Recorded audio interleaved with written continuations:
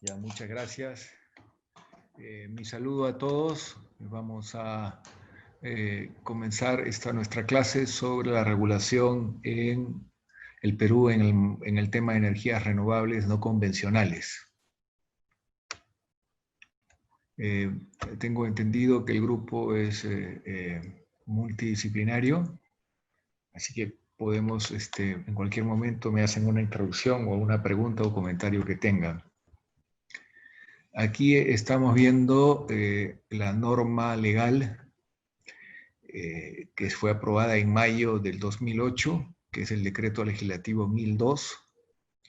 Fue el segundo decreto legislativo que se aprobó como parte del paquete de medidas que fueron parte de las facultades delegadas para modernizar la economía peruana dentro del cierre del acuerdo de la negociación del Tratado de Libre Comercio con los Estados Unidos. La idea era aprobar un conjunto de reglas, de leyes que ayuden a modernizar la economía peruana. El segundo decreto legislativo fue precisamente el relacionado con las energías renovables no convencionales. Anteriormente, el Ministerio de Energía y Minas había logrado presentar una propuesta al Congreso de la República, pero no había tenido la respuesta esperada. Tuvo que darse la delegación de facultades para que finalmente el Perú fuera un pionero en la región con un marco promotor de las energías renovables no convencionales.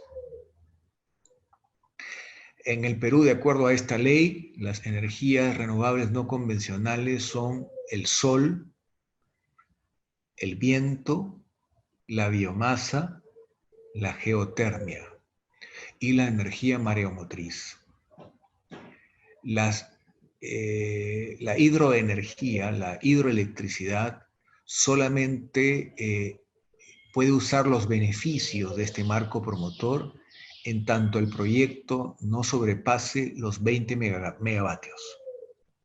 Esto es importante remarcarlo porque a veces hemos tenido errores, hasta en algunas entidades públicas, que suman el porcentaje de las pequeñas centrales hidroeléctricas al ya existente con proyectos solares, eólicos o de biomasa, para de esa manera poder determinar cuánto de participación de proyectos tenemos en el conjunto del mercado eléctrico. Lo que dice este decreto legislativo es muy claro: solo son energías renovables no convencionales las fuentes que ya les he mencionado. Y por excepción se incorpora las pequeñas centrales hidroeléctricas hasta de 20 megavatios, pero para usar sus incentivos, los mecanismos de promoción, no para sumar porcentaje. Ha habido varios reglamentos que se han ido ajustando en el tiempo. El reglamento vigente es el número 012 del 2011. Tiene como principal característica este marco promotor el haber escogido la modalidad de licitaciones. ¿Por qué la modalidad de licitaciones? Porque a diferencia del país de origen en el desarrollo de las energías renovables no convencionales, que ha sido en el mundo Alemania, el Estado no contaba con los recursos suficientes para poder garantizar la compra de energía no convencional a todos los que se interesen en desarrollar. Entonces se optó por un camino de abrir espacios con cuotas determinadas por tecnología y que logren desarrollarse los proyectos más eficientes en cada una de las tecnologías permitidas. En ese sentido, se ha podido avanzar hasta con 4 subastas a partir del año 2009. Estas 4 subastas no han sido todas para energías renovables no convencionales, solo 3 de las 4. En una de ellas solamente se permitió la participación de pequeñas centrales hidroeléctricas, de proyectos de pequeñas centrales hidroeléctricas. Esto evidentemente está dentro de la lógica discrecional del manejo político del sector.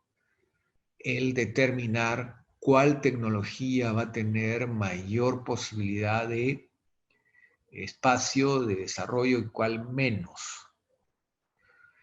En ese sentido, es importante hacer de vuestro conocimiento que la decisión política fue priorizar la biomasa. Más de uno se debe sorprender con esta información, pero así fue. Es decir, si hay una característica en las 4 subastas, en las 3, perdón, porque ya dije que una de ellas fue para solamente pequeñas centrales hidroeléctricas, el Estado quería que el mayor porcentaje de proyectos y la mayor cantidad de energía sea de desarrollo de la bioenergía.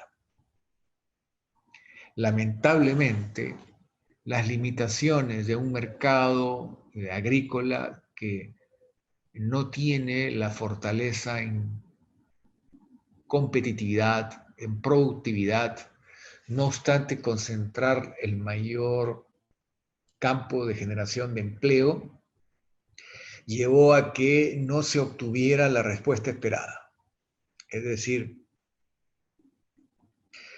a cuántos años de producida la reforma agraria en el Perú, todavía el campo no recupera los niveles de rendimiento y de eficacia que en algunos productos tuvo el Perú. El sector agrícola tiene serias deficiencias y, bueno, no se pudieron formular un número importante de proyectos que utilizaran los recursos de la biomasa para presentar opciones de explotación y generación de energía eléctrica a partir del uso de esta fuente. La administración política del momento lo que hizo fue el espacio que dejaba la bioenergía se terminó cediendo a los proyectos principalmente eólicos, porque es la opción donde más postores hubo en términos de mayor capacidad de energía a entregar al sistema. Es decir, los proyectos más grandes y la mayor cantidad en volumen fue en generación con viento. Entonces la decisión fue el espacio otorgado, que en ningún caso excedía del 5% del total de la energía que el Perú comercializa cada año, estaba evidentemente destinado al uso con tecnologías renovables. Y por ello, el espacio que dejó la bioenergía al no ser usada, porque no hubo postores suficientes, se terminó concediendo a nuevos proyectos eólicos. Esa es la historia cercana de un proceso que comenzó en mayo del 2008. Vamos ahora a entrar al detalle de qué más dice el marco regulatorio sobre energías renovables no convencionales en el Perú.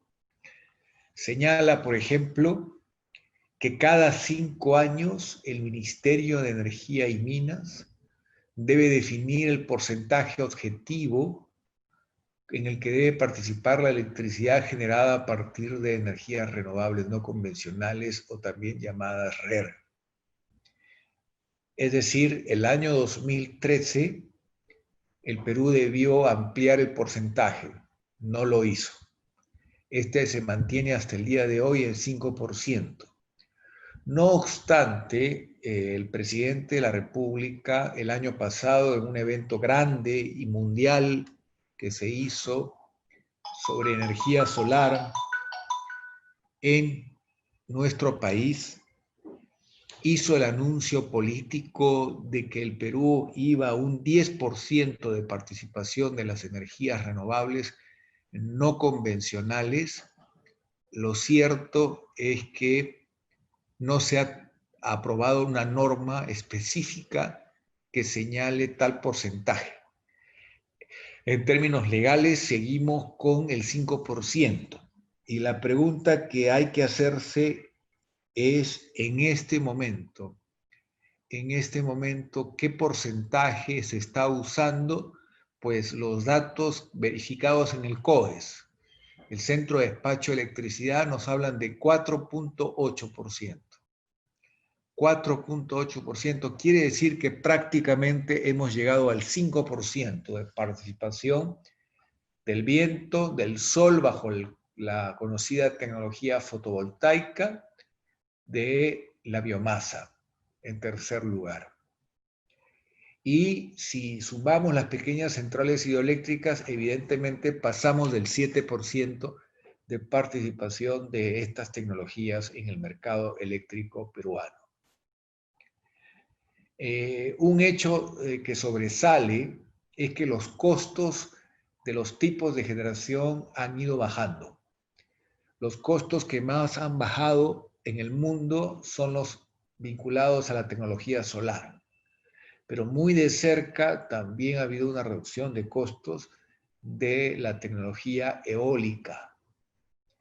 Estas dos han roto la barrera del precio de los combustibles más baratos, llámese gas natural, que es el derivado del petróleo o de los hidrocarburos, que es más económico y menos contaminante, pero no deja de ser un hidrocarburo. En este momento, el Perú, por ejemplo, que tiene un precio subsidiado o controlado del gas para su uso en el sector eléctrico, es decir, el gas que produce el Lote 88 en la selva de Cusco, tiene un precio preferencial especialmente bajo para el uso eléctrico, que es menor que el precio del gas en los Estados Unidos y mucho menor que el precio del gas en Europa y todavía menor del precio del gas en Japón. Entonces, por eso podemos decir que el precio del gas en el sector eléctrico del Perú tiene un valor subsidiado, menor al mercado internacional. No obstante eso, el costo en el Perú de la generación eléctrica con gas natural en ciclo combinado significa tener tres turbinas, dos que usan el gas y una que usa el vapor producido por estas dos últimas, es decir, hay un uso eficiente del gas natural. Estamos hablando en ciclo combinado de un costo de $32 promedio megavatio hora. En el mundo hoy hay subastas donde la generación solar ha llegado casi a la mitad de este precio, lo que es evidentemente un hecho extraordinario, un hecho trascendente que debo compartir con ustedes. La generación eólica está también cerca, un poquito más cara, pero igual, dependiendo del país, Arabia Saudita, México, hemos tenido propuestas muy económicas, lo que hace que la generación renovable a base de viento y sol sea una oportunidad más económica que el uso del gas natural en el caso peruano y obviamente en el mundo. También no está de más mencionar que al día de hoy tenemos también una norma aprobada el año 2013 que desarrolla la posibilidad de utilizar las energías renovables no convencionales en el medio rural, sobre todo en las poblaciones aisladas. El sistema interconectado nacional no llega a todo el Perú. Hay muchos pueblos que no tienen acceso a la energía en base al tendido de redes. Su oportunidad está en que usen tecnologías renovables alternativas. Esas tecnologías renovables alternativas son esencialmente las energías a base de sol, a base de viento, biomasa, geotermia, y la norma en el Perú se ha desarrollado con la tecnología solar fotovoltaica. Hoy tenemos concesiones en el Perú que permiten llegar a la última milla con sistemas solares fotovoltaicos instalados casa por casa, entendiendo que la característica de estos pequeños centros poblados es de que haya entre 50 y 70 metros de distancia entre casa y casa. En lugar de desarrollar técnicamente, que lo conveniente en ese caso sería una microred, se hace una instalación domiciliaria. Estos sistemas han permitido que se apruebe una tarifa especial con un subsidio cruzado, la tarifa BT8. La tarifa BT8 ha permitido, evidentemente, que una familia rural pueda pagar un estimado de 13 soles mensuales, y la diferencia del precio la pagamos todos los peruanos a través de un subsidio que da el Estado. Porque hoy en el mundo de la energía tenemos varios subsidios. El Fondo de Inclusión Social en Energía, por ejemplo, es un sistema de cobrarle a la mayoría de consumidores del sector eléctrico que tienen un volumen mayor de consumo energético y beneficiar a los que tienen un volumen menor, a las familias más pobres.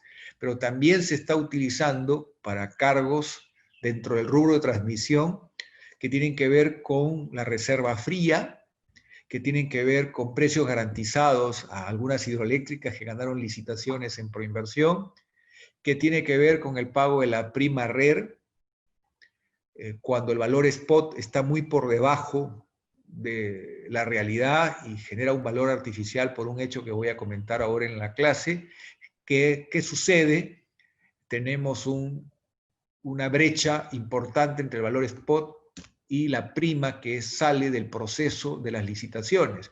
Entonces, la diferencia en el precio es asumida por el mercado regulado y nosotros asumimos esa diferencia. Dicho de otra forma, en este momento en el Perú tenemos algunos casos de distorsión en la tarifa eléctrica que hacen que el mercado regulado, que son aproximadamente 7,5 millones de familias, estén pagando por el rubro generación un valor estimado en 50% más que el que pagan 2.500 grandes consumidores. Esa es una foto de la realidad al día de hoy, y eso en la práctica significa que el costo de la electricidad que pagamos los peruanos está en un estimado de 35% más caro que el que paga una familia, por ejemplo, en Chile, y supera el 40% más caro de lo que paga una familia en Colombia, en Bogotá. Entonces, este es un tema que evidentemente nos llama a la reflexión, porque debemos buscar los caminos técnicos que ayuden a resolver estas distorsiones y poder, con el uso del sol, del viento y de la eficiencia y de la libre competencia, favorecer que las tarifas gradualmente vayan bajando en su costo al usuario final. El FISE, el Fondo de Inclusión Social en Energía, se usa para varias cosas. Se usa para dar un cupón de descuento de la entrega de la venta de propano-butano, el sistema de cocción de alimentos que utilizan más de 7 millones de familias peruanas. 16 soles para aquel que consume un balón al mes, por ejemplo, en Huaycán, en Pachacute, reciben un cupón a través de la distribuidora eléctrica que les garantiza un subsidio. Si el balón cuesta 37 o 40 soles, hay 16 soles que se cubre con el cupón de descuento. Solo en la provincia de la Convención este cupón de descuento llega a 32 soles. Es decir, estamos subsidiando el consumo del propano-butano en las familias más pobres del Perú. Incluso se ha llegado a medios rurales desarrollando este subsidio. Este es un tema que ha llamado la atención porque el costo por razones de distancia o de falta de una infraestructura de transporte hace que a distancias 5 horas o más de una carretera principal, llegar con GLP puede pasar la barrera de los 50 soles e incluso en la distante Amazonía o en los lugares andinos más remotos hasta 70 soles el valor. Entonces el cupón de descuento no significa un porcentaje mayoritario del descuento. Por ello es que el mérito de este subsidio ha sido básicamente urbano. No obstante, se sigue usando también en el medio rural. Cabe mencionar en este tema de las reglas establecidas hoy en nuestro país que gracias al reglamento de promoción de RER para sistemas aislados se han sacado adelante una licitación que originalmente estaba prevista para atender 500.000 de hogares, pero al final ha quedado en un estimado de poco más de 200.000 familias a las que se le ha instalado paneles solares y deben seguir el mismo sistema que ya expliqué y que comenzó con un trabajo piloto realizado por una asociación promovida por la empresa Acciona. La empresa Acciona trató de desarrollar y lo logró, una asociación en Cajamarca que ha permitido atender a un número importante de familias que no tenían acceso a la energía utilizando este sistema de subsidio cruzado que ya he mencionado. Luego en San Martín ya hay un proyecto que inició en un primer momento una pequeña empresa y luego fue adquirido por el grupo Engie y también atiende a un importante número de pobladores rurales. Esta experiencia ha querido ser replicada por empresas distribuidoras del Estado con resultado diferente, no el mismo, en diferentes regiones del Perú, porque el Ministerio de Energía y Minas ha transferido recursos para que se continúe la política de acceso a la energía con tecnología solar, con el uso de paneles. En el registro oficial al día de hoy tenemos 97% de coeficiente de electrificación, es decir, 3% solamente de peruanos en el registro oficial no tendrían acceso a la electricidad en su versión moderna.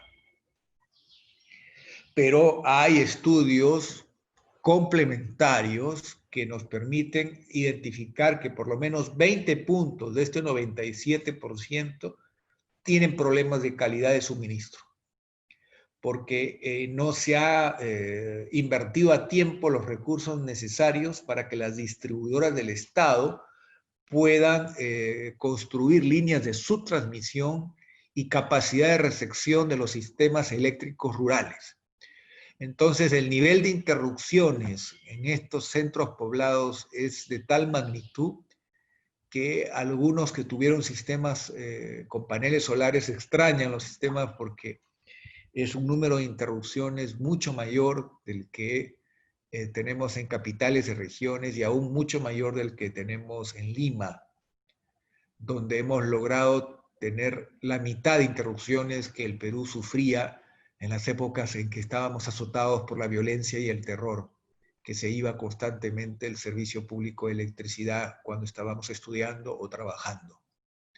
Entonces, todo esto forma parte del estado de situación y de la aplicación de las reglas vigentes en este momento. Pero sigamos adelante y vamos a mencionar que en cualquier momento se me puede hacer una pregunta a través del chat o levantando la mano y podemos interactuar y mantener un diálogo, por favor. Hasta aquí, ¿alguna pregunta, duda, interrogante, comentario?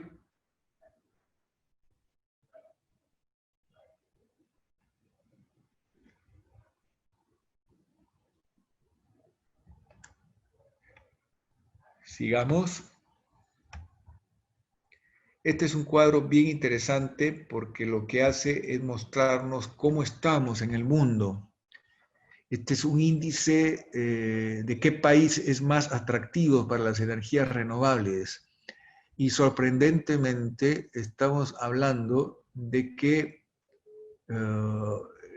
es Estados Unidos, es China, es Francia, es Australia, es Alemania, es el Reino Unido, es la India, es Holanda, Dinamarca, Japón, España, Irlanda, Chile, Israel, Canadá, Brasil, Corea del Sur, Argentina, Italia, Bélgica, Suiza, Suecia, Marruecos, Finlandia, México, Noruega, Portugal, Filipinas.